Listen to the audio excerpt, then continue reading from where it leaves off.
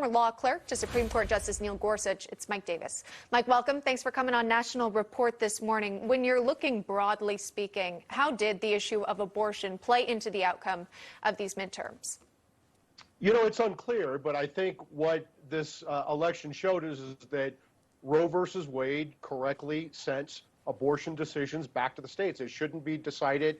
Abortion decisions across America shouldn't be decided by 5 or 6 unelected, lifetime appointed Supreme Court justices. It should be decided by the American people through their state legislatures. And the American people, in some states, they want to have more abortion restrictions. In other states, they don't. I always say that if you don't like abortion restrictions, move to California. If you don't like COVID restrictions, move to Florida.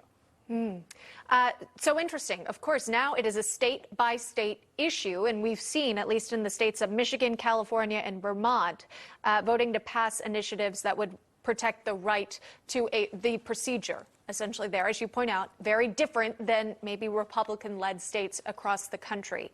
But overall, just the impact of SCOTUS decisions, I think we can talk more broadly about it, on this election cycle. Were there any other cases that you were watching that had as much of an impact as maybe the abortion debate did?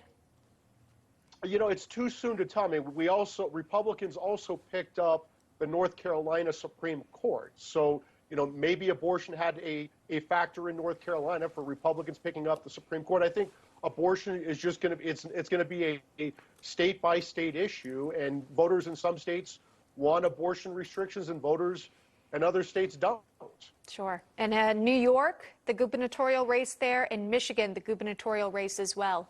Abortion access was a major factor in the campaigns, and we've seen the Democratic females coming out on top in both of those races. Mike Davis, appreciate you coming on. Thanks as always for the conversation.